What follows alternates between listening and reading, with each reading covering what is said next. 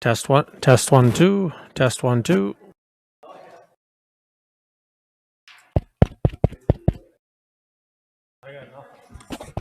Test, test. Yeah, there's nothing.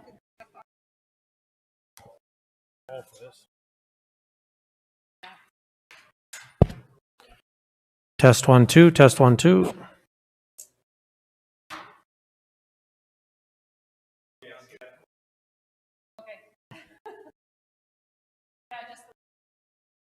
Do it again.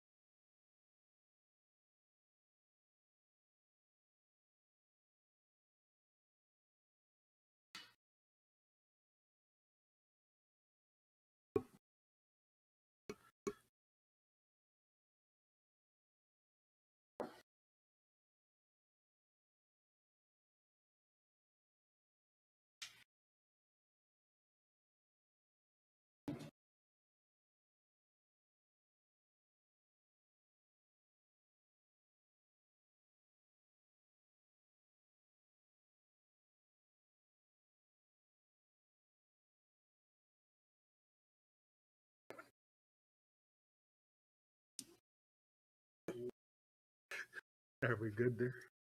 All right.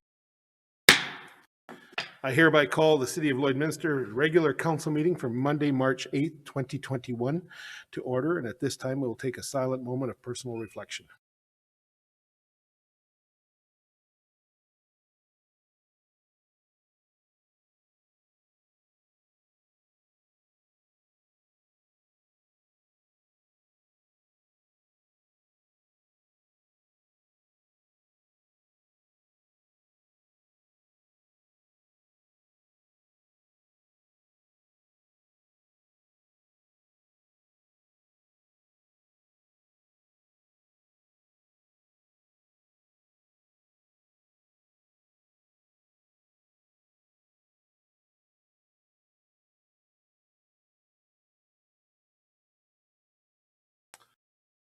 I would now ask to take a silent moment to reflect on Mayor Bill Condro, former mayor of our city, who passed away recently.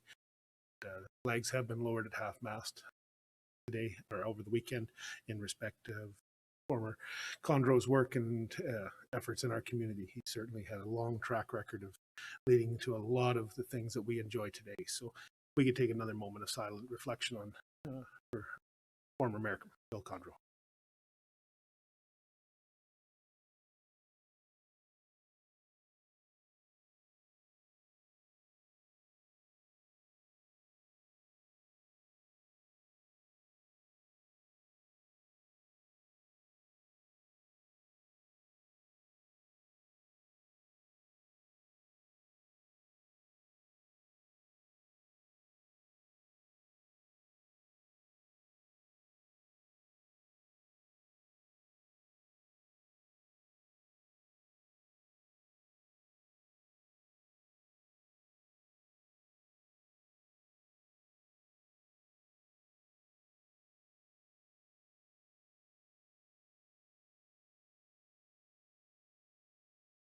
Thank you. As a reminder, all members of council are obligated to declare a conflict of interest or a pecuniary interest as per section 133 of the Lloydminster Charter regarding any item on this agenda. None being noted, yet I'll ask, is there any additions or deletions to this agenda at this time should be noted? None noted. Thank you.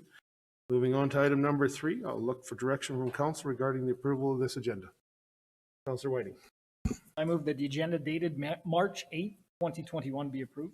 Thank you. Seconder, Councillor Buckingham. Thank you very much. Is there any further discussion on the motion at hand? Not seeing any, I'll call for the question. All in favor? Opposed? Carried.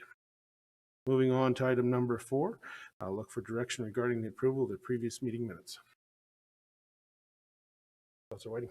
I move that the regular council minutes dated February 16th, 2021 be approved. Seconder, Councillor Buckingham. Thank you very much. Any further discussion on the question in front of us? None noted. All in favor? Opposed? Carried. Moving on to item number 5, is there any business arising from those minutes that need to be dealt with at this time? None noted. Moving on to item number 6. 6.1, I'll look to the city manager. Good afternoon, Your Worship and Council. The item before you today is the Process Improvement Methods Training and Implementation Program. The recommendation is that Council award the contract of the Process Improvement Methods Training and Implementation Program to Turning on Results, Inc. of Calgary in the amount of $197,704, excluding GST, and a contingency of $27,296, excluding GST, to be allocated from the city manager's operating budget, and that the mayor and city clerk be authorized to sign and seal all necessary documents. So if we do make the motion today, we just, the number is different. It's coming from, we're just going to leave it at city manager's operating budget versus the number. This one's a salary budget. It's going to come from contracted services. The issue at hand is administration envisions the organization to become more empowered, innovative, and embrace the lean thinking culture to continuously improve performance, productivity, and maintain high levels of quality service to internal and external stakeholders. In January of 2021, Governance and Priorities Committee meeting, administration presented the project proposal for the lean program as part of our business plan from the Office of the City Manager.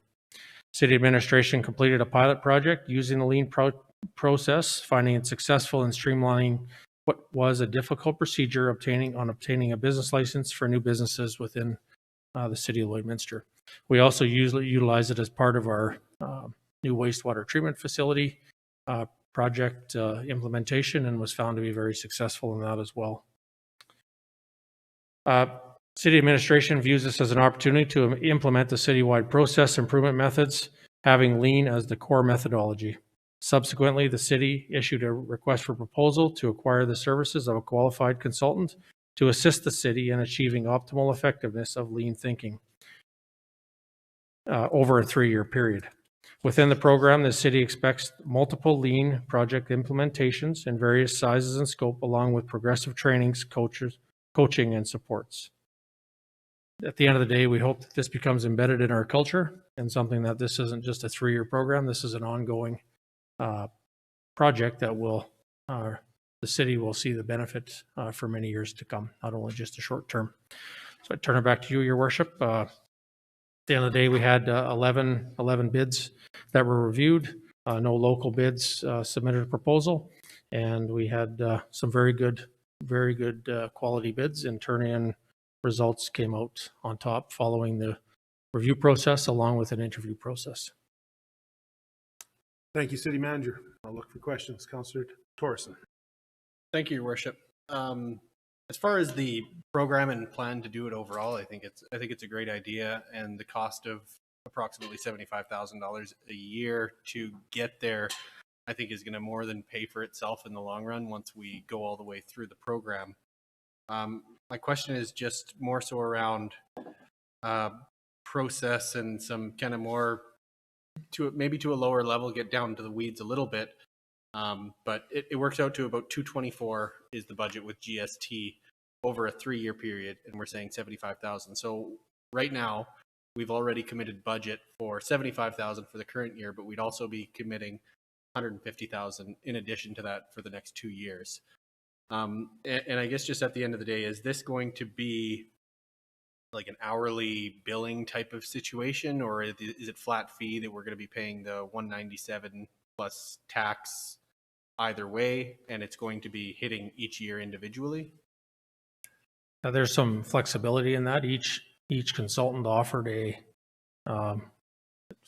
number of hours, as an example, depending on so the original scope will be a 3-month assessment of where our organization's at, where we need to be. And so, the first year, for example, in the proposal that attorney on, it's about $55,000 in year 1, and obviously a little bit more over the next 2 years.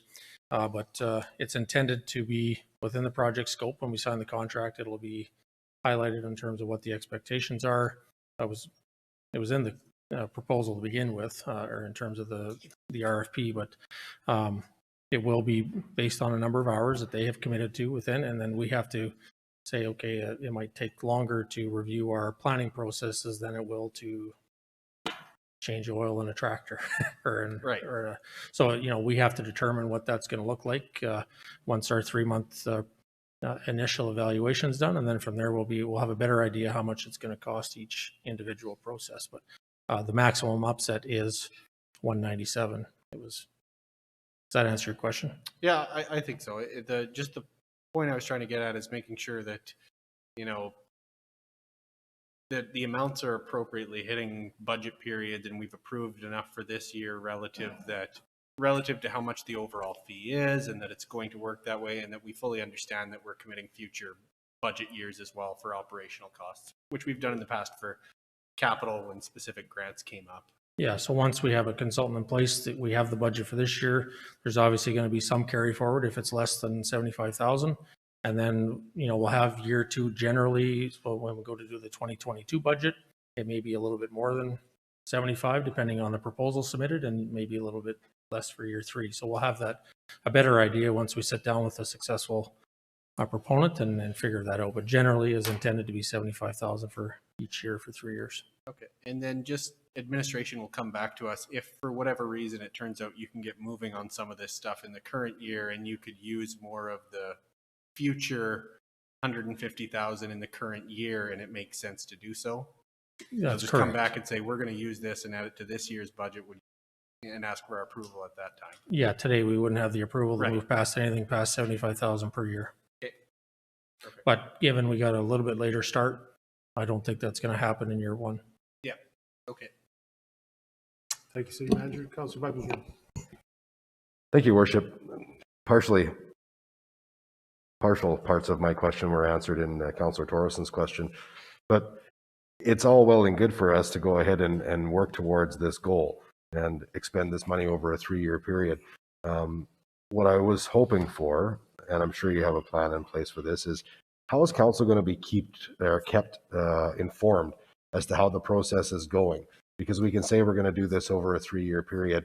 I, for one, would certainly like to see regular updates on this as the programs progress. Yeah, we could do that, whether it's through Friday report, whether it's through updates at council. It could be a quarterly update or depends on how many projects we have done at that time. Hopefully over a period of time during the budget process, you're going to see some efficiencies within our budget and within some of our processes that you know, one of the key outcomes is better customer service. If hopefully you might see less complaints. You might see, some things like that. You might see some savings in the budget. You might see some efficiencies in our operation. And those are the types of things we're going to hope to see. And so it may be a report back to council. We haven't got that down to a T yet, but we can definitely plan if council wants to see a quarterly update or a twice a year update as we go, we can do that. That's not an issue from administration standpoint. Yeah, I mean, I think you can figure out the timelines on it, whether it's quarterly or twice a year or something like that, depending on how things are going. But for me, I'd certainly like to see some sort of continual update on this process as it unfolds. Yeah, we can commit to that for sure. Thank you very much. Councillor Dodchuck. Thanks, Your Worship. I believe in this program and have participated in it and certainly continue to advocate for it. I think organizations get into a bit of sometimes into a habit of saying that's the way we've always done things. And then that's when we begin to find out that, things have changed so much that doing things the old way is not the right way anymore.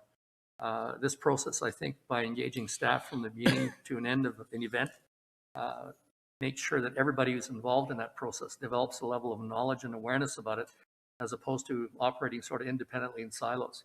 I think in part it might be a little more difficult to report on some of those kind of activities, but I think by and large, there are a lot of other efficiencies that are gained in terms of even just operating environment, the quality of the workspace that people find as they go forward.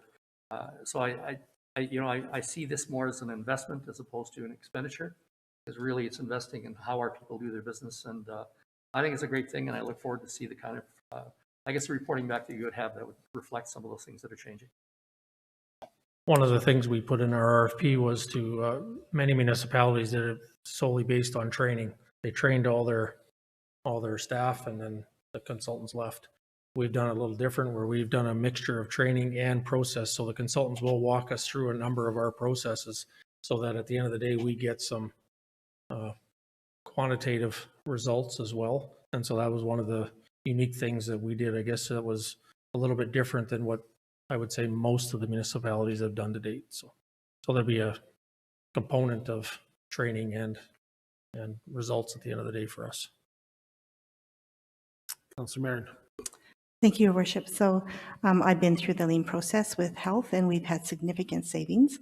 And our staff have better skills, and we've been able to provide better service or patient outcomes. So I really strongly support this.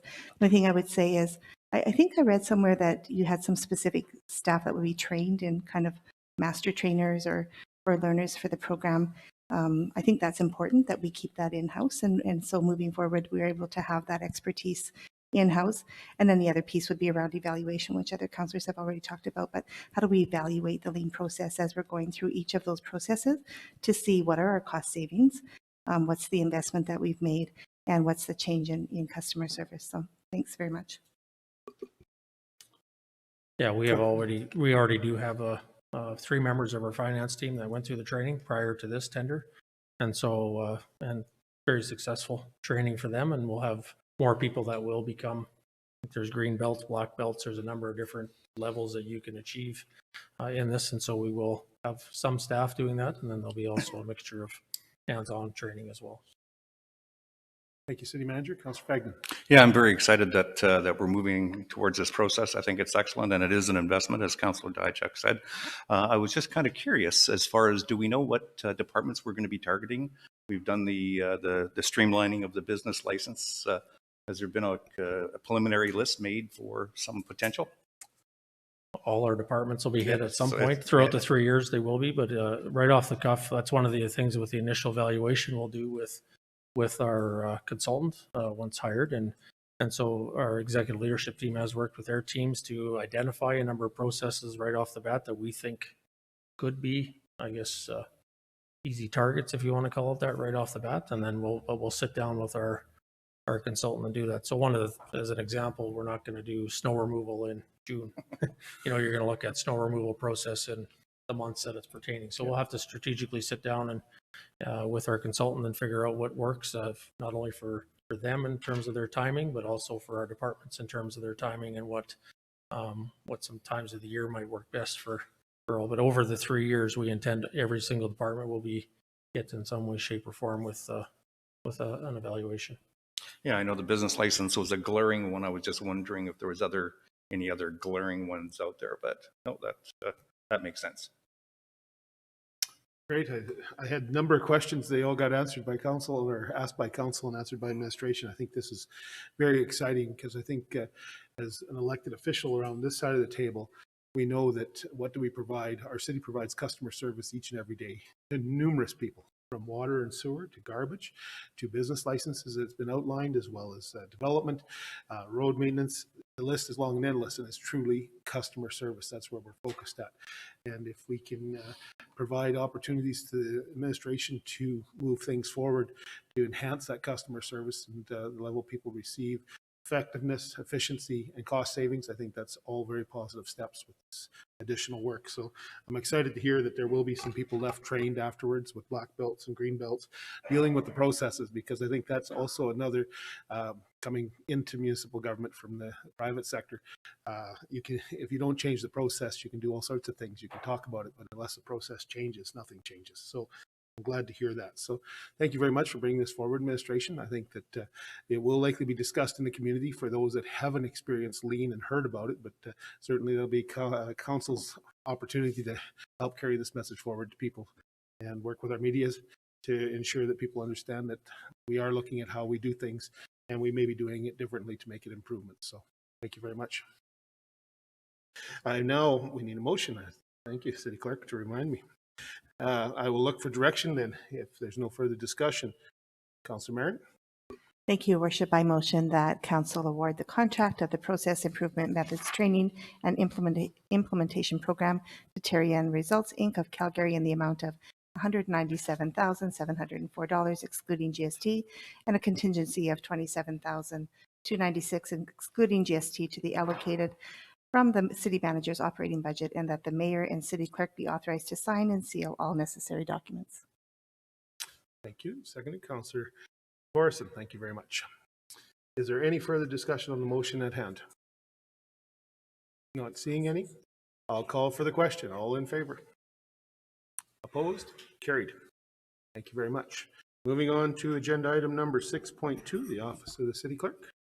Through the city manager. Thank you, Worship. For 6.2.1, Fire Station Number 1, cost of the work, I'll ask James Rogers to come forward and present.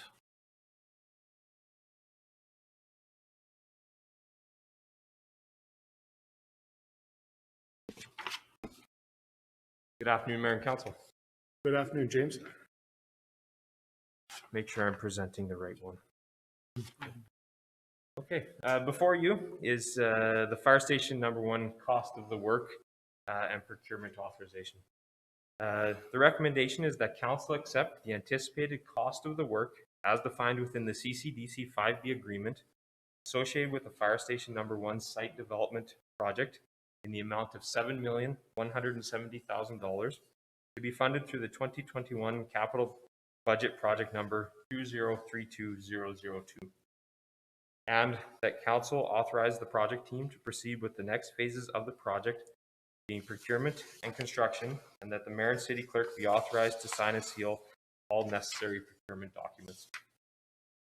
Due to the nature of the project delivery method, being construction management, and the multiple tender packages required to secure the services of skilled subcontractors, the project team is seeking approval of the anticipated cost of the work in order to initiate the required procurement processes, as time is of the essence for raw material and supply.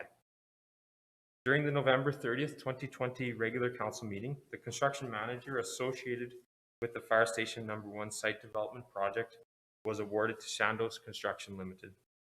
By utilizing the construction manager process and the collaborative approach between the construction manager and the design architect, the project team was able to realize design efficiencies, implement cost savings, and propose compressed timelines. The construction manager's expertise in the field of site development was relied on to zero in on the true anticipated cost of the work in an effort to ensure that the design being prepared falls within the available capital budget. Throughout the design process, target value design principles were engaged to ensure the design of the proposed Fire Station No. 1 meets the requirements of the Fire Services Department today, as well as into the future, while maximizing the budget. The project team consists of the City of Lloydminster representatives, Chandos Construction, and ACI Architects. Have reached an anticipated cost of the work and are now preparing to initiate the goods and services procurement process.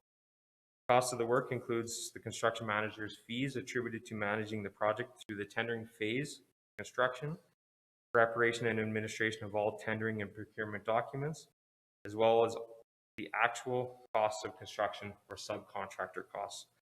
Cost of the work is as presented, the total dollar value which the project team has agreed upon as being the closest representation to the true construction costs. The final cost of the work will not be known until the tender packages have been submitted and the true cost of the construction identified.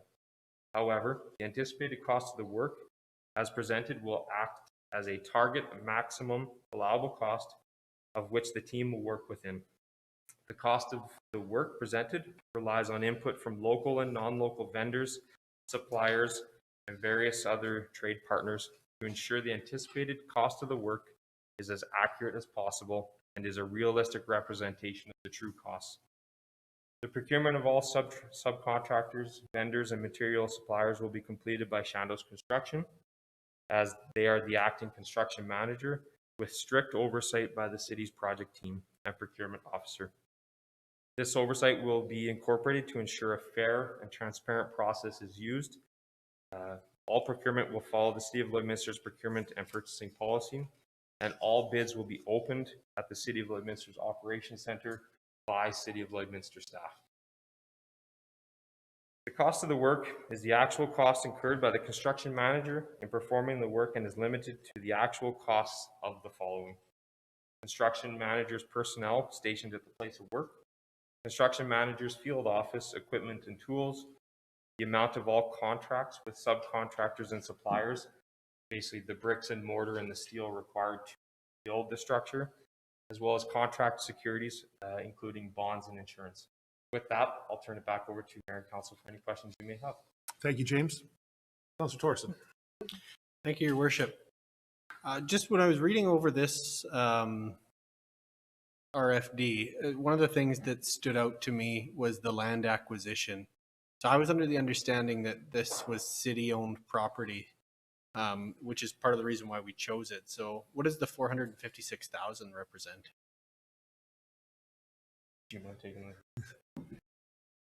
So the 452,604 represents our cost into the into the land. So what's on our books, and so that's what we have. Basically, it's a in and out transaction for us. So now we won't borrow the money to pay land division, but we will pay land division for the fire department, or sorry, the fire project will pay land division for the price of the land. Not going to borrow that money. It'll be more probably an internal transfer of reserves from one to the other, because land division has put the cost into the development of the land, where it's servicing, the land grading, lot grading, whatever it might be. So that is the cost of the land. It's not the retail cost. It's the Okay. developable cost to date. So at cost, no profit in type of thing. That's correct. Okay, so then on the funding sources, is it actually $450,000 less of either MSI funds or borrowing funds? Yeah, that's probably something. Yeah, you're correct. So Okay. there should be a reference of whether it's a reserve transfer or some type of transfer from. Yeah, I just wanted to ensure that we weren't trying to apply MSI funds against a transaction we're doing with ourselves, because I don't know that you could do that, nor would I think that the borrowers would approve us to sell ourselves something and borrow the money for it. Well, and I don't believe in paying interest on something Yeah, that we haven't exactly. signed. So I just wanted to make sure that there may be just a difference in that top line. Okay. And other than that, everything looks fine to me. It just jumped off the page at me. Thanks. Thank you, Counselor. Counselor Diachak. Thanks, your worship. James, on the site diagrams, I was looking for the entrance in the back for the fire trucks, because I know when we discussed this, the impression was that it was going to be a drive-through, right? You're not backing into it. Yes. So when I looked at the pictures, the sort of the driving or the exit on the front it's white, and then I look around the back and the white stops behind the building, and that's just the site drawing error, or what is it? Or So, great question, Councillor. So we do have a drive-through apparatus bay. We had limited space to show the renderings, but we do have 3 apparatus bay doors on the back as well. If we Okay. go to the next page of the so you can see the white back of the building, Yeah. and then there's a black piece and then a very tall tower. Yeah. The tall tower is going to be our training tower, and between the training tower and 3 windows, which is the dorm area, there will be 3 apparatus doors so that you can pull around the facility and drive straight in. We don't have apparatus backing. they just don't give you a picture of that. Sorry. Yeah, no worries. That's why we get to ask. Thanks, Counselor. Good catch. Any further discussion or questions? I guess, James, the question I'll leave you ask, and I'm sure you can answer, is we may come in under $7.1 million, give or take, I think is the number that you're kind of taking construction costs at. We could, based on tenders, come in at 6.5, 5.4, or 7.1. Is that possible? Exactly. The thing to remember is the cost that we have presented today is an anticipated cost of the work. This is more or less, in simple terms, a construction cost estimate. Now, a very high level construction cost estimate, because our construction manager, Chandos Construction, has sought preliminary quotes and information from local, non-local vendors, contractors, suppliers, electrical trades, to prepare that. But at the end of the day, all of these tender packages do have to go out for public bid. So everybody will be bidding against somebody else. So we are very hopeful that the costs will go the other way and go down. But that is to remain to be seen once we actually go to. I understand. Thank you very much. Councillor Yeah, Whiting. thank you, Your Worship. Mainly just a comment. I just wanted to say thank you for your recognition of our comments previously, and from both the public and through from a few different councillors about the concern or the question about the bid process, and that you've recognized that and made it a sealed bid in-house, and very appreciated of that process and hearing our comments on that topic. Appreciate that. Councillor Thorson. Yeah, thank you, Your Worship. Now, I realize this isn't big money, but the same situation, I assume, as far as the land acquisition goes with the permits and fees, although some of those permits and fees would also be going to other parties. The permits and fees within the table would be the development permit fee as well as the building permit fee. They would just be City of Lloydminster. Okay. So again, that number is actually just, it's closer to 500,000, I guess, that we would either not be borrowing and not being put to MSI within our budget. Yeah, that one, to be honest, we haven't talked as much about in terms of the internal transfers as we have the land. But yeah, we'll take that into account as well. At the end of the day, it doesn't change, I don't think, the motion of what we're doing today, which is approving the cost of the work. It's just getting hung up on it. Sorry. Yeah, one thing to clarify as well with the land transaction is we are working, it'll be a separate arrangement with the fire department on the land acquisition of the existing fire hall once that process has been determined. So that right there is the cost of the land that they're on today. land division may be buying the existing fire department land. We haven't got into, how we're handling all that. So once that'll come to council at a later date, but that is another process we are looking at between land division and the this project committee. Councillor Buckingham. Thank you, Worship. I just want to make sure I've got my head around this straight before we get too deep into the question. This is the first time we've used this procurement method to try and set something like this up in a project in the city, correct? The construction management Yes. procurement, as far as I believe, no, sorry, the operations center was completed using construction. Okay. So at the there was lots of question when it came to this right off the bat. How are we going to see a report back publicly on how we think this process worked from start to finish, from the initial, we're getting that construction manager right through the end of it? Any concerns, questions, things we learned? Is there going to be something we're going to see back from this at the end of the day? If that's a requirement or simply a request, the project team definitely can share something on just how did the project go, challenges or positives, similar to what we would do for a water sewer program where we do internal, see if we can improve on our process. That is something that we can do as we go. Yeah, I mean, as we sit here and make these decisions, the more, for me anyway, the more I can learn about how it went, why it went the way it went, and if that was the proper way to do something, whether it's this project or any other one, but this one in specific. I'd sure like to know at the end of the day that we were pleased with it from the city side of things, or any of the issues that came out, and learn from those things. But I'd like to see that at the end of the day. I think that that's a good question, Councillor. I understand that the Catholic and public schools, I believe, are both using construction management on moving forward on their additions to both of the high schools. And I think this is a good opportunity because we've now integrated, or our council has approved an integrated project delivery model. So that's something new that we're certainly going to be looked at and studied very closely by other communities because it's such a large volume using the construction management method. And we've done some basically the bids go out to a project, here's the project, and get a price. So I think it'd be a good opportunity to review our entire procurement from that perspective and have those comparisons, because administration does that internally, but having the community see that as well is also a good thing to provide information, because we know it's going to be a little longer for the IPD, but we'll get there. That'll be a great example, because we do have other projects that this council and other councils will have to consider after our time for the city moving forward. And I think of the arena project as an example. It's another good example of a very large project in horizon. So I think keeping it front and foremost, because procurement is a challenge. We know it's something that we deal with on a regular basis here in various amounts, but certainly it gets a lot of attention on a national scale. And I talk about particular procurement can be challenging for some. So I think we're working at it and going from there. Councillor Fagan. Thank you, Your Worship.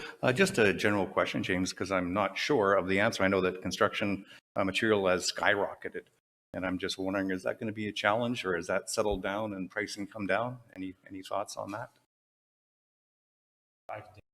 So a great question, and it is a hot topic of the day, especially as we, as a project team, we're leading up to this, is what are material prices doing. Dimensional lumber in a pressure treated, you cannot get it in certain dimensions. Steel is skyrocketing because we don't have the raw materials for it. Concrete, asphalt, all that sort of stuff. PVC pipe is skyrocketing as well. So by us, hopefully today being approved to start our procurement processes, we can start getting that material procured before it continues to increase in price. Previously, people would quote products for up to 30 days. Now we're seeing it, they won't quote it for an hour, a week. So prices and the market is very volatile. So time is of the essence. Any other questions or comments for James? Not seeing any. I will look for direction on 6.2.1, Fire Station Number 1, cost of the work. Councillor Whiting. I move that council accept the anticipated cost of the work as defined within the CCDC-5B agreement associated with the Fire Station Number 1 site development project in the amount of $7,170,000 be funded through the 2021 capital budget, project number 2032002. Say two. Okay. Seconder to that, Councillor Fagman. Thank you very much. Any discussion on that motion at hand? Not seeing any. I'll call for the question. All in favor? Opposed? Carried. Ready? Then I move that council authorize the project team to proceed with the next phases of the project, being procurement and construction, and the mayor and city clerk be authorized to sign and seal all necessary procurement documents. Thank you. Seconder, Councillor Fagman. Thank you very much. Any further discussion to the motion on the floor? Not seeing any. I'll call for the question. All in favor? Opposed? Carried. Thanks very much, James. Thank you. Moving on to 6.4. Thank you, Worship. For 6.4.1, Lloydminster Public Library furnishings, vendor authorization, I will ask Pete McHugh to come forward and present.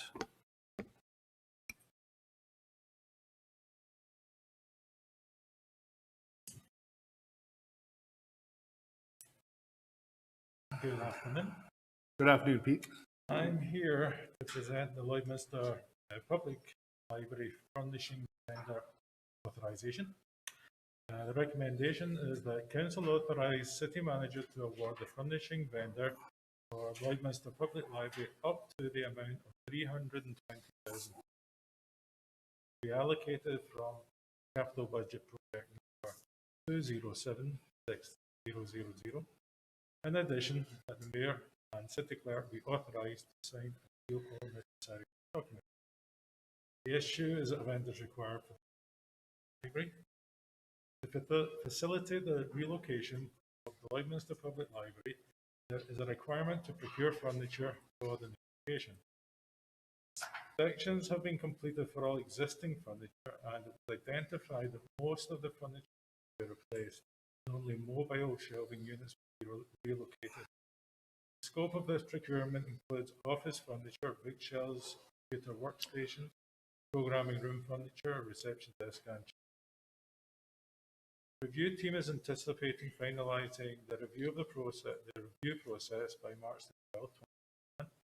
Administration will be required to notify the awarded vendor and enter into quickly due to the long lead times for ordering furniture products. Awarding the vendor the March 22nd, 2021 regular council could be detrimental to the project timeline. In the event that the recommended top is above the allocated budget, the item will return to council decision. The February 22nd, 2021 Governance Priorities Committee meeting, the committee understood the need to move forward with the award. However, requested the administration provide an update at a further GP for regular council. Administration will prepare an update and bring forward a later date. Just to add to that, so since this report was written, we have received 8 bids. Though the lowest value bid to identify some missing items, we're putting that aside at the moment, talking to about that. So of the ones that we have reviewed, the lowest price is $306,220, and then the highest price goes up to. So there's a bit of a gap there, but there are 3 at least that allowable. Excellent.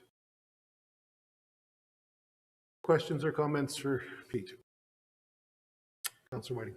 Do you think in those 3 that you've mentioned or within budget that you'll find a successful candidate in that budget?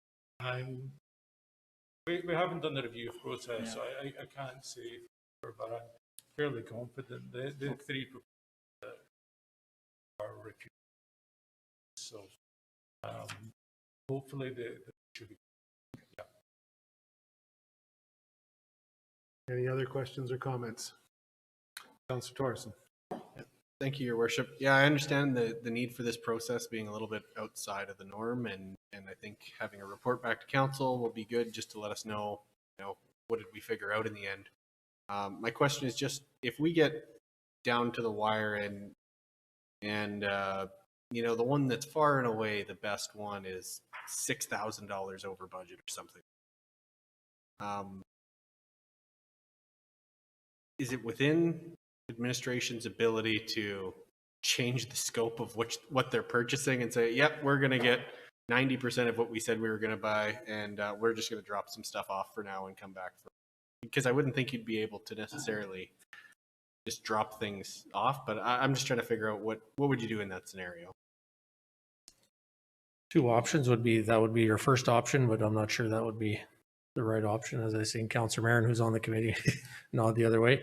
The other option is, or I guess there's three options. One, we'd have to bring it back to council. The third way would be within my administrative responsibilities. I have the ability to authorize any capital project that's over budget up to $50,000 overage without requiring to come back to council, which we still have to report back to council at a later date.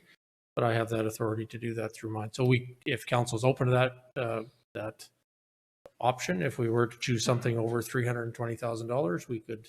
That option is something I do have within policy I have the ability to do that. Good question, Councillor, because I think that we all know that the library is a facility that's going to be used. If it's, as you say, administration will use the scoring matrix that they will have to determine it. If they come back, I think that option. I guess city manager, the option, would there be a possibility to have a meeting next Monday before GPC, a special council meeting to deal with this, if you felt there was concern that it might cause issues? If the committee came to me with a $380,000 option, I would be saying, let's take that back to council for a review on the 22nd. But the question I was asked earlier is the same question I had asked of that department prior to this meeting to are we comfortable with the number of 320,000? And sounds like we are reasonably comfortable with that. But if we had a small overage, like a $6,000, like you talked about, I guess I would be comfortable signing off on that. If it was up in that $30,000 to $80,000 range, I would probably bring it back to council for a different approval. Okay. Councillor Marin. Thank you, Your Worship. So I was nodding my head no, because the Library Relocation Committee's done a really great job under the leadership of Don and Tracy and the head librarian, Ron Gillies, to really identify what are those needs for the library in terms of furnishings. And to take something out now would, just impact the ability of the library to serve the community in the way that it's designed. So I appreciate that you can, if there's an overage, but I think that Pete and the team have worked really hard to make sure that they have everything covered, and hopefully within those bids we can come within that 320,000. So the other thing, just to comment, is that we want to be able to move into the library. So that's why it's so important that we get this this process moving, so that we have those furnishings and we're not paying double rent then after June 1st at both locations. Thanks, Councillor, for that. And being on the committee, you see that firsthand, so appreciate that input. Any other questions or comments? Not seeing any. I will look for direction from council on 6.4.1, the Lloydminster Public Library funding vendor authorization. Councillor Buckingham. Your Worship, I move the council authorize the city manager to award the furnishings vendor for the Lloydminster Public Library up to the amount of $320,000 plus GST to be allocated from capital budget project number 2076000. And in addition, that the mayor and city clerk be authorized to sign and seal all necessary documents. Thank you very much. I'll look for a seconder. Councillor Marin, thank you very much. Any further discussion on the motion on the floor? Not seeing any. I'll call for the question. All in favor? Opposed? Carried. Thanks very much, Pete. Good luck with things there. Moving on to operations 6.5. I'll look to the city manager. Thank you, Worship. For 6.5.1, 2021 Water and Sewer Replacement Program Construction Contractor Award, I'll ask James Rogers once again to come up and present.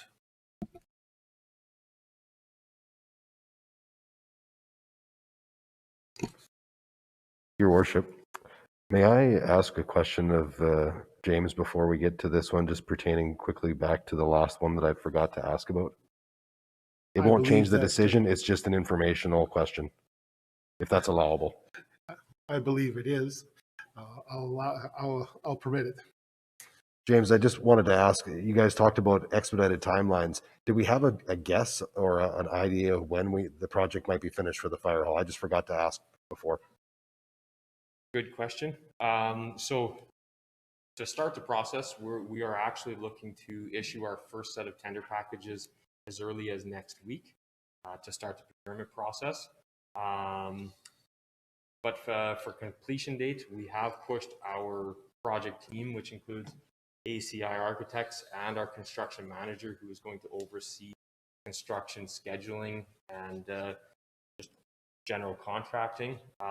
We have pushed them for a occupancy date in December of 2021.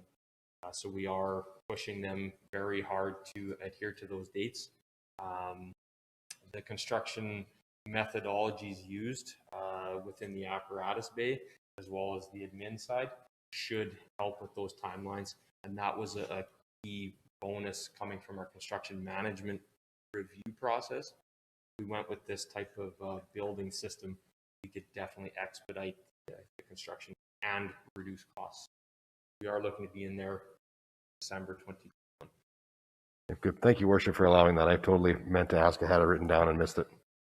I think it's a great question and good information. So thank you, James, for entertaining that.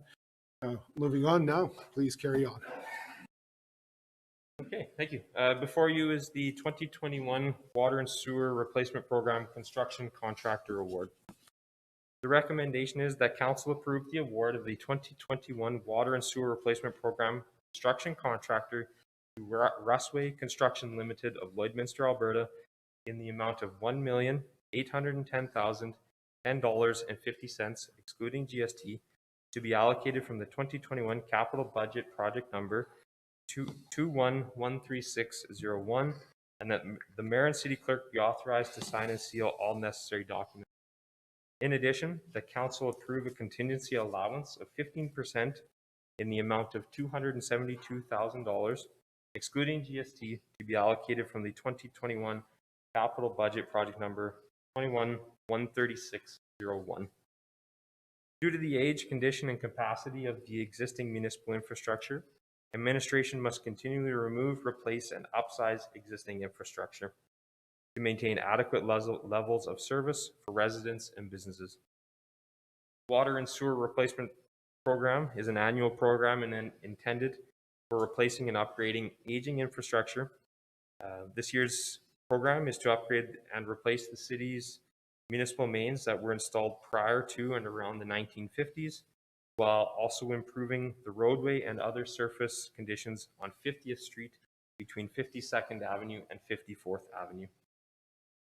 The city issued a bid document to acquire the services of an experienced prime contractor to complete all construction activities for this program on January 29th, 2021. The bid document package was issued and posted on the city's bids and tenders website, as well as provided to the city's pre-qualified deep utility infrastructure replacement contractor. The tender period closed on February 18, 2021, with 10 bids being received and reviewed for correctness. The total tender amounts, as identified above, have been reviewed for correctness and, where applicable, have been adjusted to account for mathematical errors between the unit price and the extension in accordance with the bid document. Construction for this project is expected to begin in May 2021 and is expected to be completed by September 3rd, 2021, weather pending, of course. Based on the budget remaining, administration is investigating a section of sanitary main repairs in another area of the city, which will be included in the 2021 Water Sewer Replacement Program and tendered as a separate project. A little bit more on that. Due to project efficiencies and favorable unit pricing received during the tendering process, a larger than anticipated portion of the approved capital budget is remaining. As such, administration is proposing to complete a supplementary replacement program associated with an emergency sanitary sewer main repair in another area of the city. It is expected that this supplementary work will consist of sanitary sewer main rehabilitation and surface works construction, which is in line with the original intent of the capital budget project number 21-13601 for the 2021 water sewer replacement program. The supplementary work would be tendered and managed as a separate program from this 2021 water and sewer replacement program. If required by the procurement and purchasing policy dollar thresholds, the contractor award associated with the supplemental program will be presented at a future regular council meeting.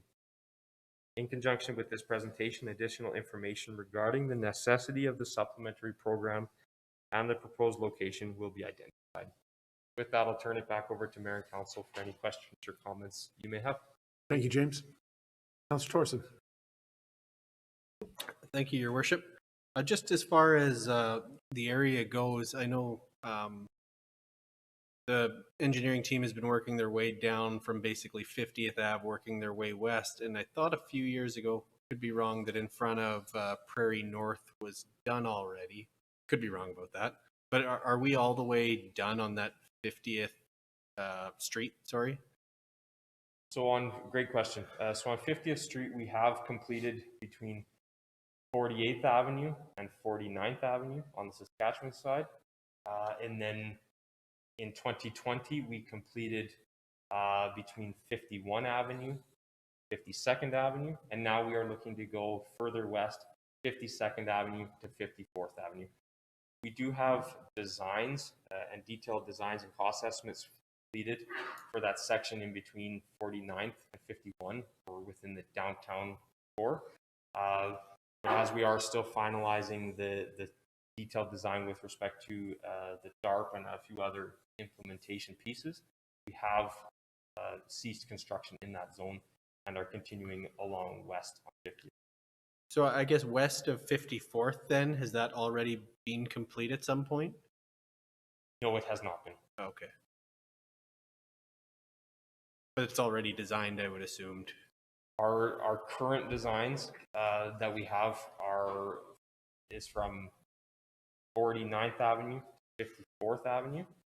And then we do have, as part of our 2021 capital budget, our 2022 water and sewer replacement program design services, where we may look to continue along 50th Street, or there may be other areas in the city that we would like to target before that one. Thank you, James. I guess just the one other question I had is just on the September 3rd. Are we normally done water and sewer by September 3rd? It seems like every year in June there's a massive storm that takes 3 weeks to dry everything up, which I understand rain delays get kind of taken out of the mix as far as how you do your construction calendar, but are we still expecting September 3rd, even, with the potential of rainfall? Absolutely.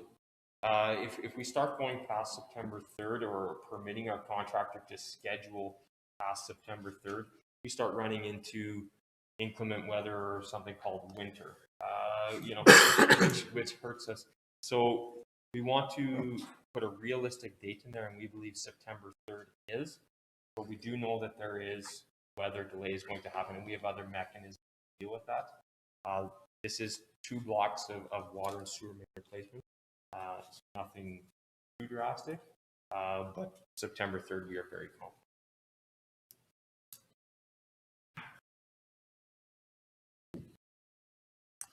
Any other questions or comments? So if I understand, there will be another project come back then, is what administration is proposing to deal with that, the other project that's noted here, that on the sewer line. Yeah, thank you, Your Worship. We do have an area where we have some collapse in a sanitary line that we're going to tackle under this project. We are actually planning to bring a admin report forward, but being it falls under the sanitary sewer replacement program protocol, and there was funding available within this project, we're going to look at tackling under that perspective. We are going to have a separate contract for that, so we will be putting it out for tender, and based on the amounts that project comes back at under our procurement policy, obviously would come to council over the 200,000. Otherwise, administration would have the ability to tackle that. So I hope that answers your question. Yep, it does. So, because it falls into that, I see where you're saying it falls into that category, and that's what we're doing. Just, as we've done other work around the city under one project, but numerous pieces to it. So The budget for that extra part is right on the edge. It's just over 200. So depending on the price we get, it may come back to council. It may be authorized under administration, depending on where the tender comes in at. okay, I just want to make sure that we do use the MSI grant money that's been allocated and the Alberta grant money through the federal gas rebate to ensure we do $2 million worth of construction work, so that just so that it's. We'll find a way to use it. No, like whether it's this project or another project. Well, I'm sure there Yeah. is, and I guess as long as we've got that accounted for, and I'm For sure sure, the CFO will ensure that we've counted for those when they come asking where we've spent their money. If we can deliver that for that kind of money, that's excellent. Any other questions or comments? Not seeing any, I'll look for direction from council on 6.5.1, the 2021 Water and Sewer Replacement Program. Councillor Buckingham. Thank you, Worship. I move that council approve the award of the 2021 Water and Sewer Replacement Program construction contractor to Rustway Construction Limited of Lloydminster, Alberta, in the amount of $1,810,010.50, excluding GST, to be allocated from the 2021 capital budget project number 2113601, and that the mayor and city clerk be authorized to sign and seal all necessary documents. In addition, the council approve a contingency allowance of 15% in the amount of $272,000, excluding GST, to be allocated from the 2021 capital budget project number 2113601. Thank you very much, Council. Seconded, Councillor Diachek. Is there any further discussion on the motion at hand? Not seeing any, I'll call for the question. All in favor? Opposed? Carried. Thanks very much, James. Thank you.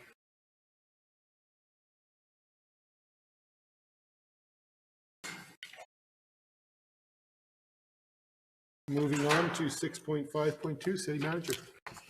Thank you, Worship. For 6.5.2, the Cemetery Master Plan, I will ask Blake Nielsen to come forward and present.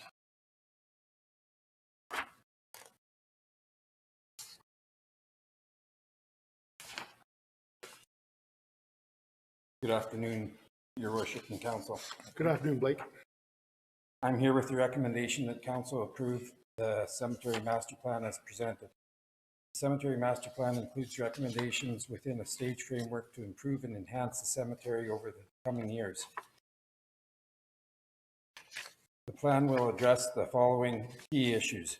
The Lloydminster Cemetery is running out of interment inventory and will also need to expand to undeveloped land, and it also currently faces some drainage issues. The draft Cemetery Master Plan was presented during the February 22nd, 2021 Governance and Priorities Committee meeting. The Cemetery Master Plan includes recommendations within a stage framework to improve and enhance the facility over the coming years, such as additional burial inventory for 150 plus years, wide range of internment and memorialization options, holistic excuse me, and legible site-wide plan for future cemetery expansion, creation of a destination memorial burial parkland with new tree plantings, strong landscape buffer to protect the cemetery from future neighboring development, park-like amenities, wayfinding signage and cemetery kiosks, and a sustainable and flexible phase plan. The recommendations and an implementation plan within the Cemetery Master Plan are outlined as follows. High priority phase 1, expansion area A, 1 to 5 years. Medium priority phase 2, expansion area A and B, 5 to 10 years. Low priority phase 3, expansion area A and B, 10 to 15 years. And future expansion just over the long term. Administration is recommending that Council approve the Cemetery Master Plan as presented and support in principle that the City of Lloydminster proceed with the implementation plan and recommendations within the Cemetery Master Plan. This will allow the City of Lloydminster to continue to improve service delivery and reaffirm its commitment to the Lloydminster Cemetery as a core service to families and the community.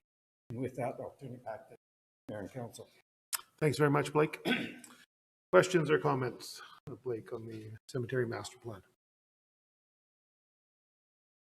I think we got a very extensive report last week at GPC, in which I thank you very much, Blake, for working with the consultant. That I learned an awful lot, and I'm sure my fellow council members did too, about cemeteries that we didn't know. Certainly, it's been here, a part of our community, as long as the community's been here, and it'll be here along with the community. So appreciate just the in-depthness of that report and how it deals with the changing demographics of our community, how that changes how a cemetery is viewed, and the expectations that our community expects and needs from a cemetery. So it's an important place that for every family that has a loved one buried there. I think it's very, very important. I don't have any questions. I'll look around. Councillor Whiting. What will be the first piece, the first action item now that we have this plan in place? What's next on your agenda? Well, I think we have two things that are pressing now. Basically, get more available inventory for us and drainage. We want to sit and get a definitive plan to address the drainage problems that we have in that area. Yeah, and if you read the reviews or the comments from our public, certainly drainage is one of the biggest issues. So I appreciate that attention to that. Thank you. Would that be using our engineering team with that, working with the parks team to deal with drainage issues? Is that the intention that we have right now? This time, I think we would outsource that. Okay. Fair enough. Any other comments? Councillor Torson. Thank you, Your Worship. Yeah, just in general, I'm happy to be able to approve the cemetery master plan. Of all the municipal services, it's probably the one that falls the farthest back on the list of ones that I think of that are an important service that we provide as a municipality. But when you look through this document and everything that goes into it and how far ahead we need to be looking, it's great to have a plan put forward to be ready for, another, I guess, 100 years of people potentially passing away. And as you have growth in your community, which we'll expect to have, that it's going to happen eventually, and to have a plan in place and to have land available and to have different spots available with all the different circumstances that could exist that are available in this plan. I just think that it's a really prudent move to have, a map of how we're going to go from where we are right now to somewhere 100 years from now. And to have a useful space that families can visit. So, thank you. I don't see any other comments. I'll look for direction from council on 6.5.2, the cemetery master plan. Councillor Dychak. Thank you very much. Seconder, Councillor Whiting. Any further discussion on the motion at hand? Not seeing any. I'll call for the question. All in favor? Opposed? Carried. Thank you very much, Blake. Oh, and he's here for the next one. Perfect. Back to you through the city manager to Blake. 6.5.3. Okay, I'm here to present the irrigation phase 3 contractor award.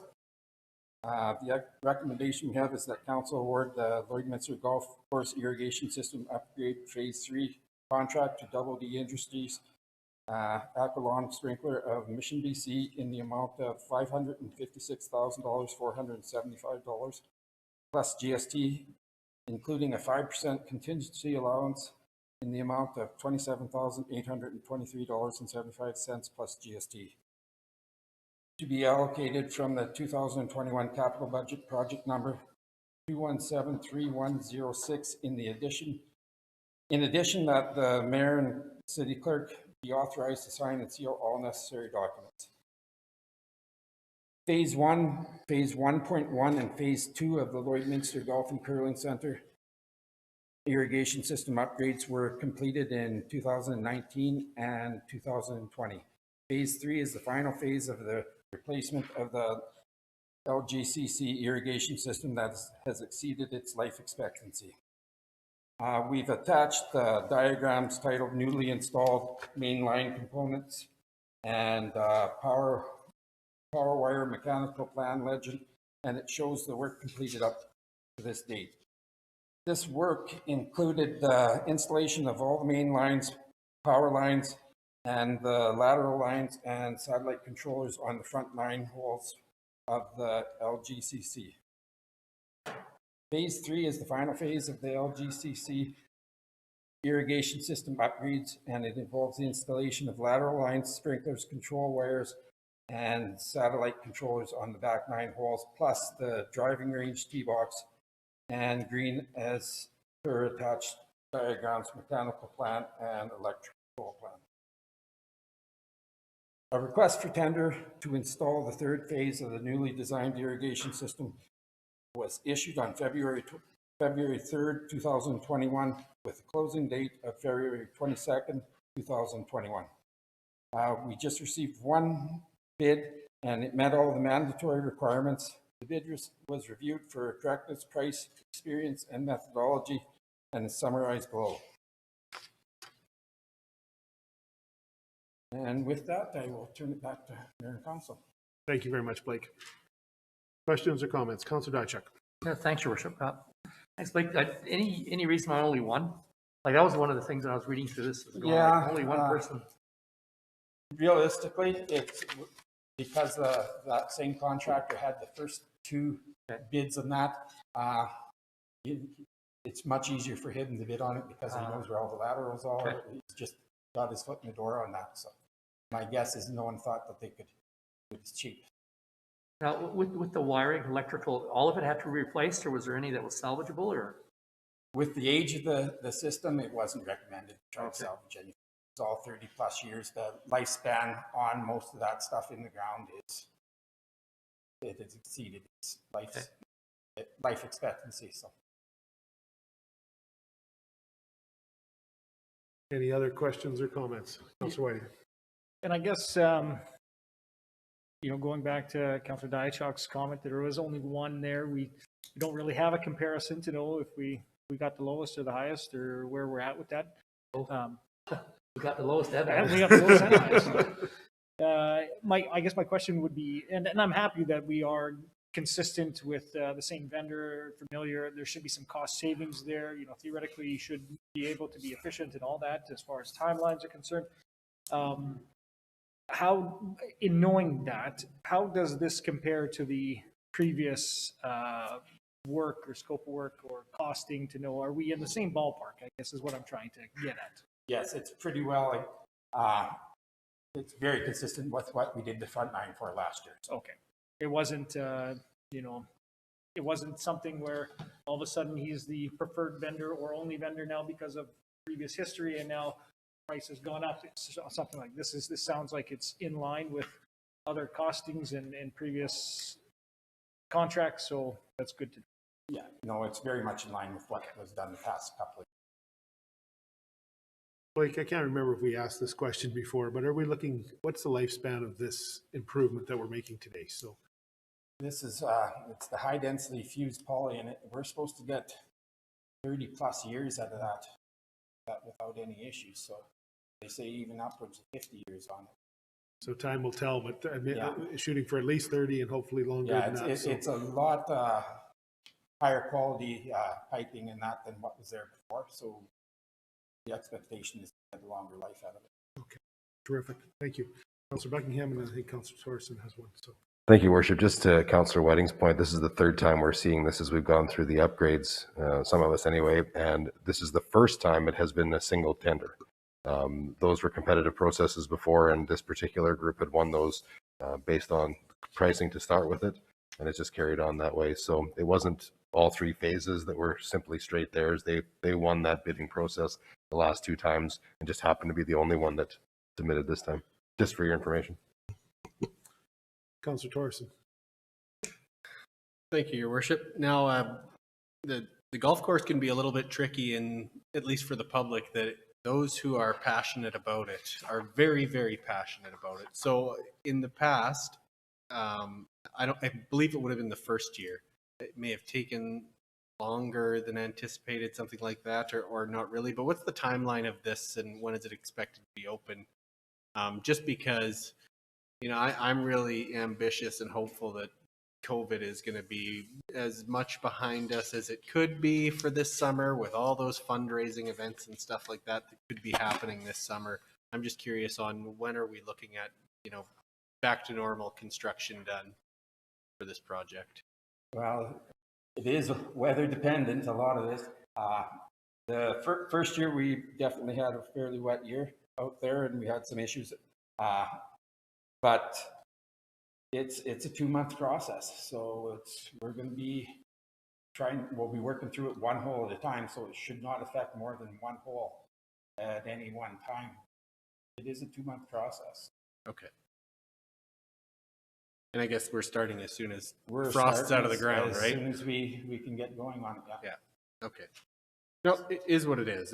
And I don't think last year would have been as much of an issue because I don't know that was golf available in mid-June. It wasn't available till mid-June, so would have been less of an issue last year, I think. So anyway, thank you. It's all good.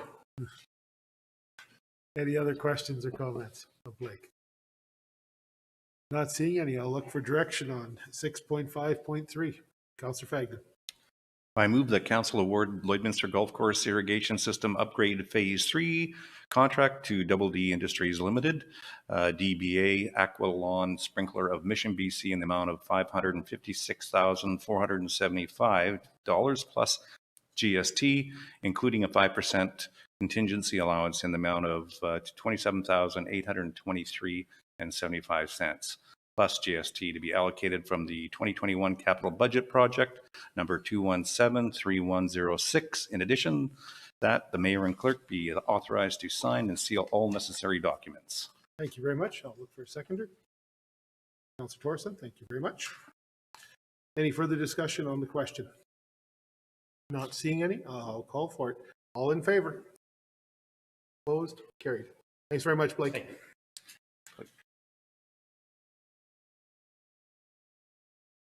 Moving on to 6.5.4, I'll look to the city manager.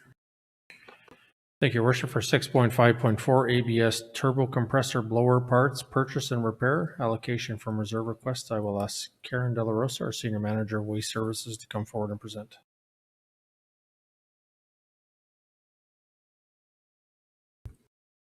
Good afternoon, Your Worship and Council. Good afternoon, Karen. So before you today is the report on the ABS turbo compressor blower parts, purchase and repair, with a recommendation that Council approve the reallocation of $32,000 as a maximum upset amount from the Environmental Services Operating Reserve account number 1-400-410-34140 to cover expenses for the ABS turbo compressor blower parts purchase and repair. So in the latter part of 2020, administration identified that the blowers at the wastewater treatment plant are in need of repairs. The blowers provide aeration to our existing lagoons and is our primary form of treatment. At least one blower needs to be in operation at all times. However, in the summer months, 2 blowers need to be in operation due to higher oxygen demand. The third blower offers us process redundancy. Without this redundancy, we risk non-compliance to our regulatory requirements. Repair to the blowers will help ensure that we're able to maintain adequate treatment in our existing process until the new facility comes online. The blowers will be reused in the new facility to provide aeration to the sludge mat. Thank you, Karen. Councillor Buckingham. Thank you, Worship. Thanks, Karen. As you noted in the report, that this is almost looked upon as standard maintenance for the units. You also said that there was, you realized this was going to be a problem in late 2020. How did it not get in the 2021 budget that we have to now go back and reallocate out of reserves if we knew this was probably coming or should have been maintenanced? So thank you, Councillor Buckingham. So for the wastewater treatment plant, we are being very cognizant of the fact that we're going to have a facility online in the next couple of years. So we have been trying to run our equipment and our processes in such a manner that will not require significant amount of investment. In the latter part of 2020, we had a technician fly out from Florida to assess our blowers, and what we had found out from there is that it will need significant amount of work for it to last us the next 3 years while we wait for the new facility to come online. We did not have the budgetary number for it until early in 2020. That's why it's not. And these are incorporated into the new facility when it's all said and done. So really, we're investing in something that's going to carry on past the life of the existing facility.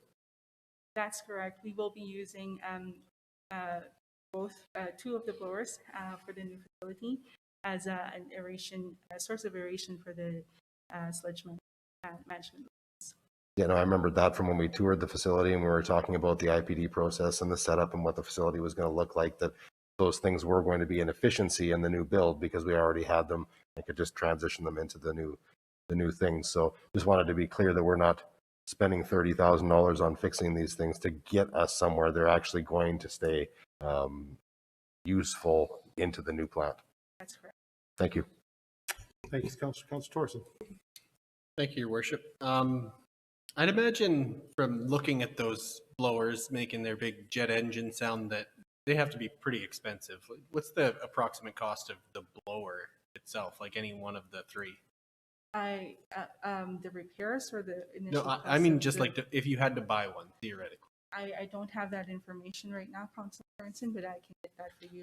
Okay, yeah, I just, from the look of them, they look really, really expensive and they sound really, really expensive. And for the record, of all the places you could tour at the City of Lloydminster, the wastewater treatment plant is the best place to tour, whether it's the Wall of Fame or the Ninja Turtles posters. It's great.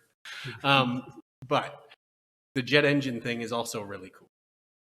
The thing I'm curious about is, so what does this do in terms of useful life? Like, I get it's regular maintenance, but does it extend useful life, or are we still expecting approximately the same useful life out of these things?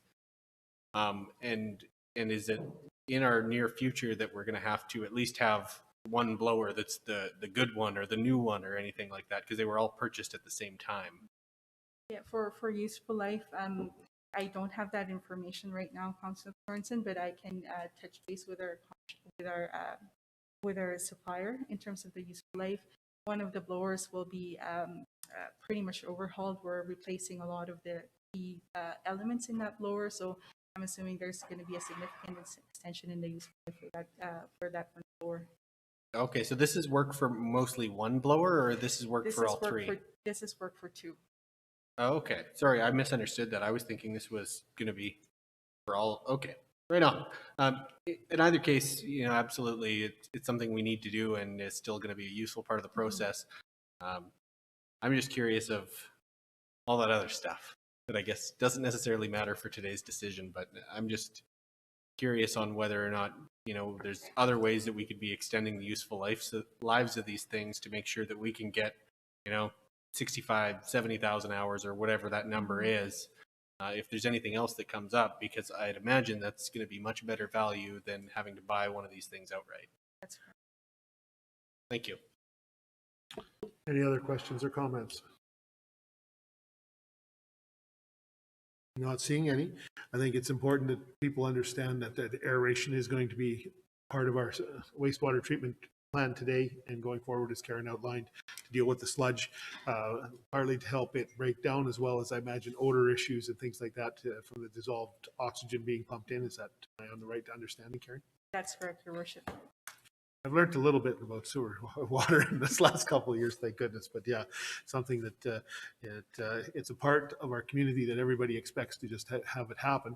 And at the end of the day, Karen and her team, through the city manager, end up dealing with the regulatory factors. I think that's the most important concern that always comes to my mind, is making sure that we meet the regulatory conditions as best as we can in the operating license that we have been granted until the end of 2023, when the new plant will be up and running. I wink at executive manager staying. Everything treating well. So thank you for that report, Karen. If there's no other questions, I will ask for direction on 6.5.4, the ABS turbo compressor blower parts purchase and repair. Councillor Whiting. I move that council approve the reallocation of $32,000 as a maximum upset amount from the Environmental Services Operating Reserve Account number 1-400-410-34140 to cover expenses for the ABS turbo compressor blower parts purchase and repairs. Thank you. Look for a second. Councillor Diachuk, thank you very much. Is there any further discussion on the question at hand? Not seeing any, I'll call for the quote. All in favor? Opposed? Carried. Thank you very much, Karen. Thanks. Moving on to 6.5.5. Look to the city manager. Thank you, Worship. For 6.5.5, accessory building or use electric vehicle charging station DC3 direct control district, I will ask Anthony Andre to come forward and present.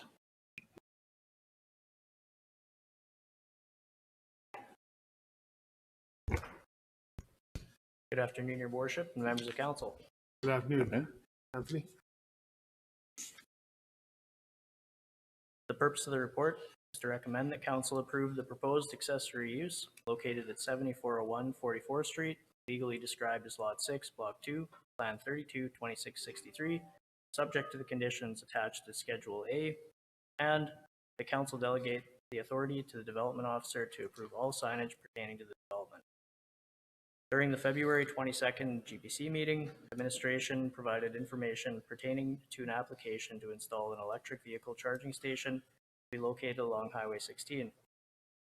In order to allow the proposed charging station to operate, council approval is required as per the DC3 Direct Control District Development Regulations. Electric vehicle charging stations are used to provide electricity required to propel an electric vehicle.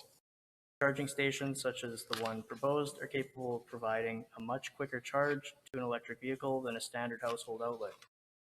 EVs help to support a healthy environment by reducing local emissions produced by standard internal combustion engines. The applicant intends to provide approximately 1,100 charging stations across Canada, which are necessary for long-range travel in an EV. Lloydminster is the link and halfway point along Highway 16 between Edmonton and Saskatoon. The applicant would be responsible for the supply and installation of the EV charging stations and any electrical permits required. A business license will be required on an annual basis for the operation of the charging station. While the development reconfigures a portion of the parking lot, there will be no change in the total number of parking stalls on site. The city will not be responsible for enforcing the type of vehicle parked within any of the 8 EV parking spaces. Any enforcement will be managed and determined by the property owner. Thank you.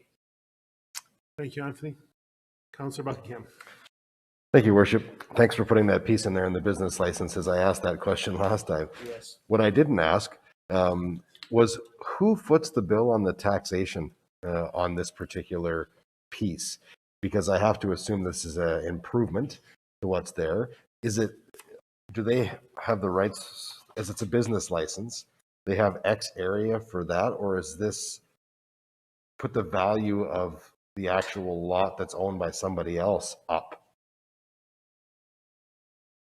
Well, taxation isn't my department, but my understanding is that any increase in the assessment value to the property resulting from this would be essentially taxed to the owner of the property. Yeah, because they're like these folks that are putting these stations in have got some sub agreement probably with the property owner, so it will increase the assessed value of the property owner, not this business. Perhaps again, I'm not an assessor. Yeah, well, you're correct, Councillor. That'd be my assumption as well. The property would enhance the value of the property, then which your tax, that's where the revenue would come from. Yeah, and I was just curious for their sake if they've thought about that particular piece of this. It's something a little different, right? So, good, thanks. Councillor Thorson. Thank you, Your Worship. Yeah, I was just curious on this one, just because it's in a parking lot of a rather large development, which, I get we don't always look into the internal structure of who owns which buildings and things like that. But my understanding is, the property owner owns like that entire area. So then they would be, that area where the parking is and the TD Bank, all that other stuff is all them, and everyone else just rents. And whether that's right or wrong, I don't know. But I'm just curious, how does it work as far as notifying other properties? So I guess they'd all be individually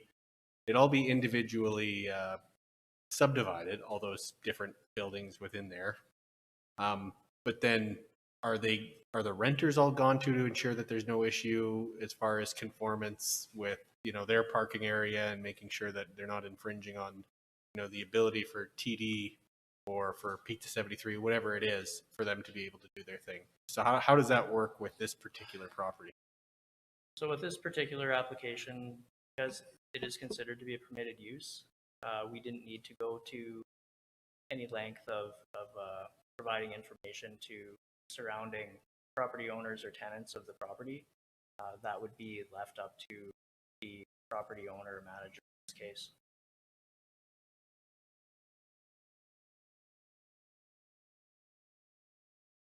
Anthony, in the second portion of the request for council, talk about the signage. Because it's DC3, is that why council needs to give that approval to the development officer to allow for signage to be developed? Yeah, so with our direct control districts currently, all development permit applications must be by council. So a sign does require a separate permit, and that would apply. And there is a standard that they would be given saying this is the standard for signage, so that it's not left just, it's not the discretion of the development officer still has to approve it, but there is a standard out before them so they know what they're looking at. Correct. We do have regulations for signage. Yeah, being that it's along 16 highway and there's this adjoining signage already on that property for quite a distance in certain formats. So no, I just wanted to make sure that was, I think that that's appreciated. Any other questions or comments? With Councillor Bucking or Diachuk, sorry. Yeah, thank you, Your Worship. Will they have to do any additional work to access power? I mean, in essence, that's eight 220 loads there, that if there are 8 lots at one time drawing, and that's a pretty good chunk of power. So are there any other permits they're pulling relative to wiring more or getting panels or other stuff? There was a fair bit of electrical components and included in the permit, or shown on the permit, I should say. Separate electrical permits will be required for this. Okay. There's a lot of articles about there, now saying if we're moving to electrical vehicles, can our actually public grid handle everybody or 3/4 of everybody handling another 220 load, and that's equivalent to basically an electric oven. In the article, it said it's everybody's oven's on at Christmas and everybody's baking a turkey. So we currently handle it. Problem will be is everybody's oven will be on at Christmas, plus everybody plug it in, another load for 220, and they're saying they're wondering whether or not the power grids have the capacity to handle that kind of wattage. So it just sort of thinking about that in that context. Good question, Councillor. Any other comments or questions? Not seeing any. I will look for direction on 6.5.5, the accessory building or use electrical vehicle charging station. Diachuk. Thank you, Worship. I move that council approve the proposed accessory use located at 7401 44th Street, Lloydminster, Alberta, legally described as Lot 6, Block 2, Plan 0322663, subject to the conditions attached to Schedule A. Thank you very much. Seconder, Councillor Buckingham. Any further discussion on the motion at hand? Not seeing any. I'll call for the question. All in favor? Opposed? Carried. Councillor Diachuk, if you would, please. Move that council delegate the authority of the development officer to approve all signage pertaining to the development of 7401 44th Street, Lloydminster, Alberta, legally described as Lot 6, Block 2, Plan 0322663. Councillor Buckingham, thank you very much for seconder. Any further discussion on the motion at hand? Not seeing any. I'll call for the question. All in favor? Opposed? Carried. Thank you very much, Anthony. And I see you're up again next for the next one. So through the city manager to you. The purpose of the report is to recommend that council approve the accessory building and use located at 5027 44th Street, legally described as Lot 42, Block 1, Plan 162-2097, subject to the conditions attached to Schedule A, and that council delegate the authority to the development officer to approve all signage pertaining to the development. At the February 22nd GPC meeting, administration provided information pertaining to an application proposing to develop a temporary tent structure in the parking lot of 5027 44th Street to be used as a seasonal garden center. In order to allow the proposed development to operate, council approval is required as per the Direct Control District C2 development regulations. The application is consistent with the intent of the DC2 district, which is to accommodate multiple commercial uses. Provided the structure is erected annually with no change in the location or size, no further development permits will be required. Thanks. Thank you very much, Anthony. Councillor Thorson. Given that this one, to me, almost feels like a housekeeping item, I might just make the motion. I move that council approve the accessory building and use located at 5027 44th Street, legally described as Lot 42, Block 1, Plan Number 162, 2097, subject to the conditions attached as Schedule A. Seconded by Councillor Marion. Any further discussion on the motion at hand? Questions? Not seeing any. All in favor? Opposed? Carried. Councillor, if you would. I move that council delegate the authority to the development officer to approve all signage pertaining to development at 5027 44th Street, legally described as Lot 42, Block 1, Plan Number 162, 2097. Thank you. Seconded. Councillor Merritt, thank you very much. Is there any further discussion on the motion at hand? Not seeing any. All in favor? Opposed? Carried. Thank you very much, Anthony. Thank you. Moving on to number 7, bylaws, and 7.1, I'll look to the city manager. Thank you, Your Worship. For 7.1, bylaw number 6-2021, the tax penalty bylaw, I'll ask Scott Pretty to come forward and present.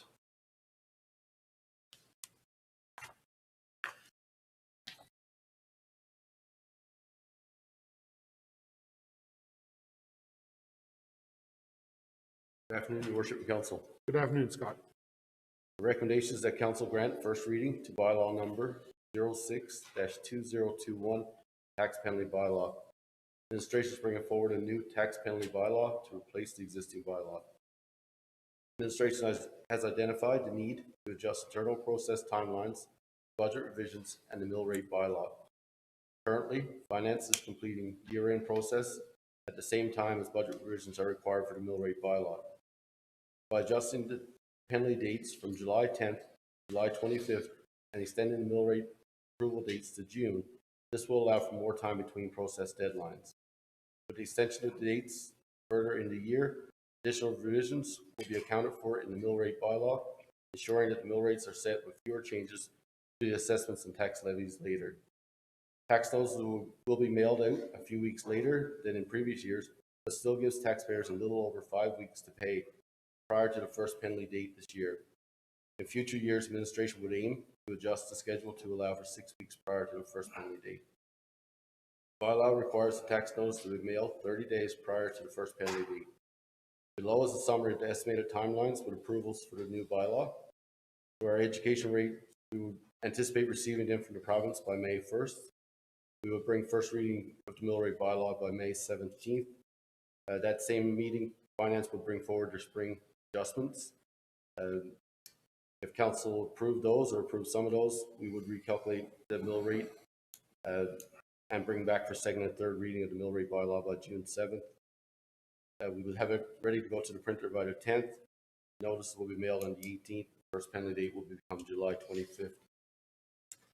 This proposed tax penalty date includes the following. Bylaw includes the following revisions. First one is just a change in the name from property tax penalty bylaw to the tax penalty bylaw. That's just for consistency with the definitions. Additional clarification around the penalty date. Proposal of the new penalty dates and repeal of bylaw number 18-2019.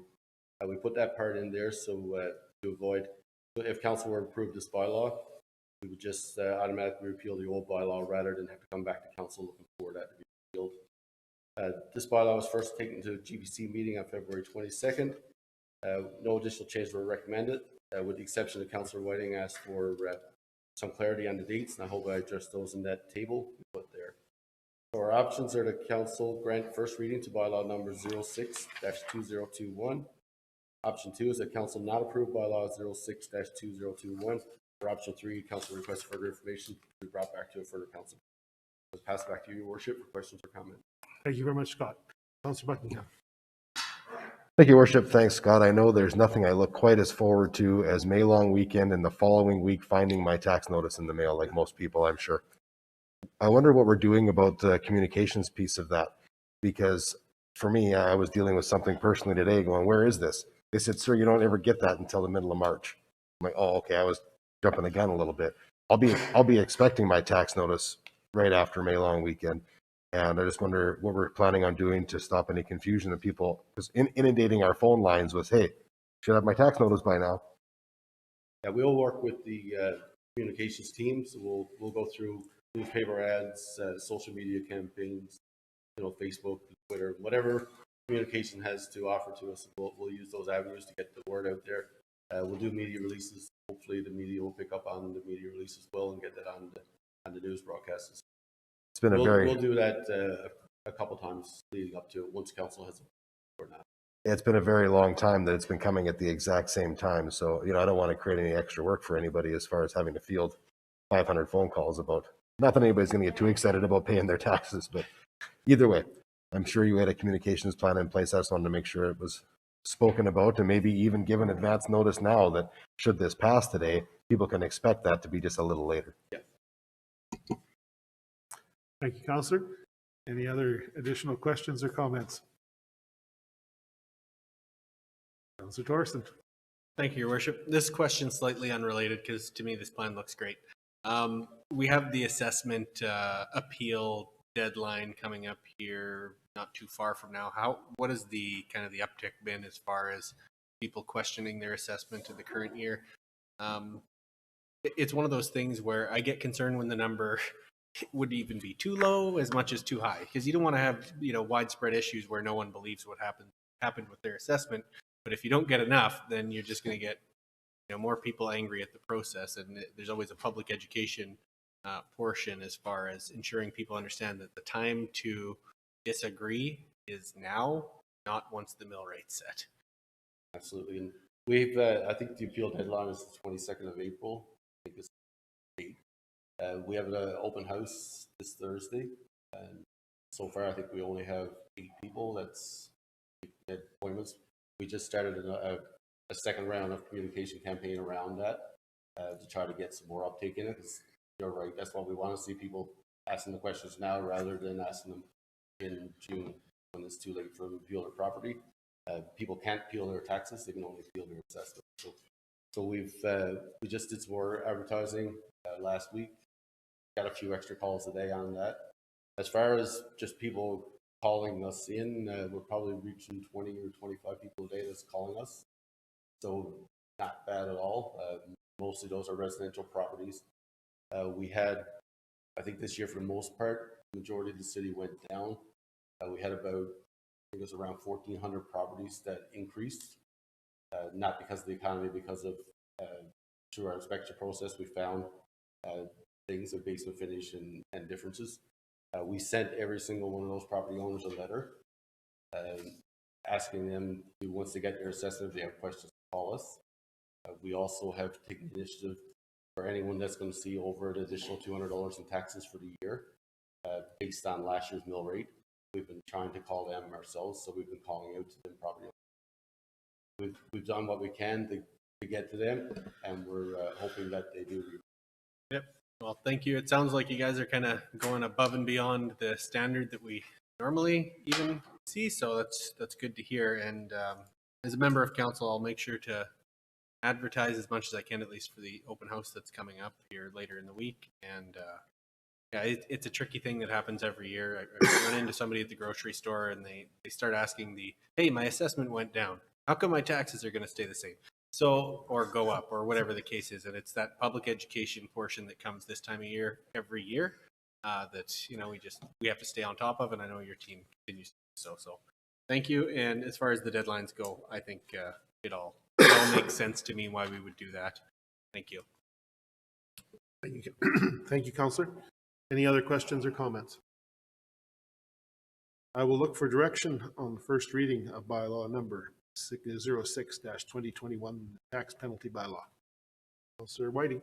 I move that council grant first reading to bylaw number 06-2021, the tax penalty bylaw. Thank you. Seconder, Councillor Fagan. Thank you very much. Any further discussion on the motion on the floor? Not seeing any, I'll call for the question. All in favor? Opposed? Carried. Thank you. Thank you very much, Scott. Moving on to item number 7.2, I'll look to the city manager. Thank you, Your Worship. For 7.2, bylaw number 7-2021, subdivision appeal board. I will turn it over to City Clerk Doug Rodwell to present. City Clerk. Thank you, Your Worship Council. The matter before you is a subdivision development appeal bylaw first reading. And the recommendation is that council grant first reading to bylaw number 07-2021, subdivision and development appeal board bylaw. The subdivision and development appeal bylaw, or the SDB bylaw, number 24/2016, was approved on August 23rd, 2016. An amendment to the bylaw was approved on May 17th, 2018. And as per the government document review schedule, a review of the bylaw for 2021 was in order. Administration has reviewed the document, and the following suggest changes are proposed. The addition of several definitions that clarify terms throughout the document. 2 additional board members to increase the total number of appeal board members to from 5 to 7. An increase in the remuneration for appeal board members that is consistent with other municipalities of similar size. And appeal board members are paid to attend training required to sit on the board. This was previously brought forward on the February 22nd, the March 10th, 2021 I apologize, I lost my place. The administration brought forward the draft subdivision appeal bylaw on February 22nd, 2021 government priorities committee meeting. No additional changes were recommended at that point. And we are currently advertising for board members, and that will close on March 10th, 2021. Back to you, Your Worship.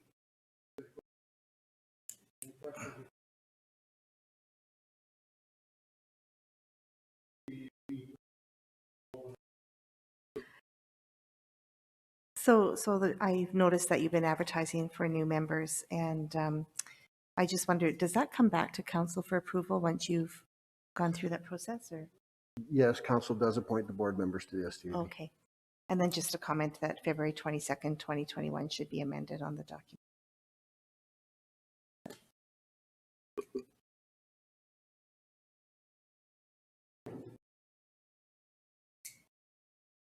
Yeah, I just wanted to comment. I do sit on that board, and it's great to have the feelers out for a few new board members. Of course, when people are coming through the board, they want to get this done quickly as possible.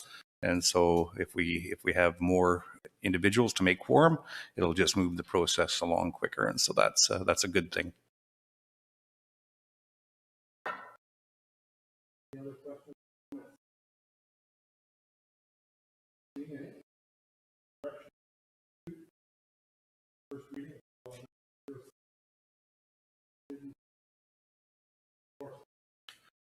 I move that council grant first reading to bylaw number 07-2021, subdivision and development appeal board bylaw. Any further discussion?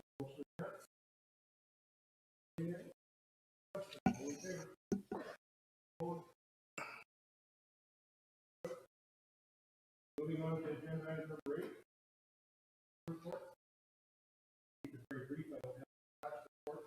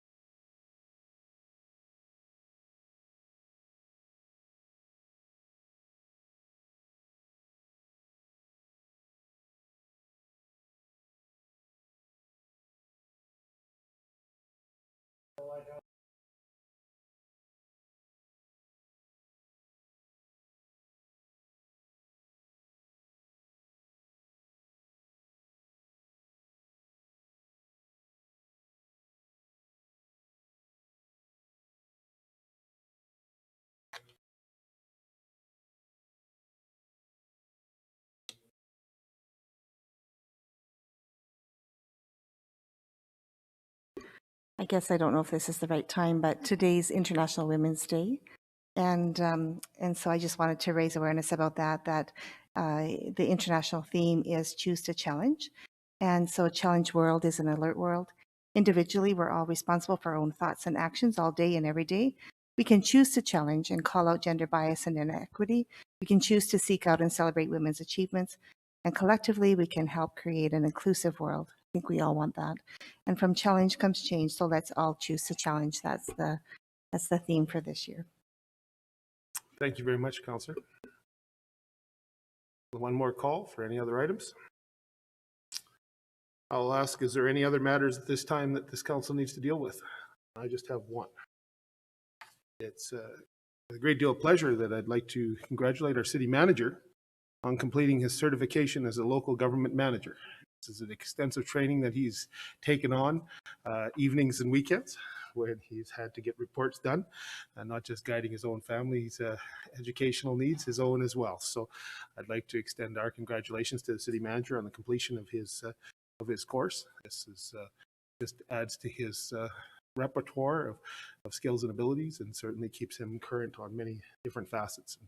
And we had the opportunity to occasionally discuss one or two of the things he had to study about, which is always interesting from our perspective, because administration has one role. We know we have a role as governance. Congratulations, Dion. Well, job well done.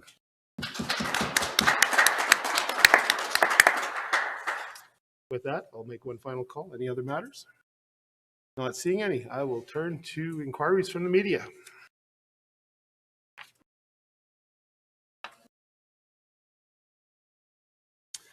With that, I will ask for a motion to recess. Councillor Diachuk, seconded by Councillor Fagnan. All in favor?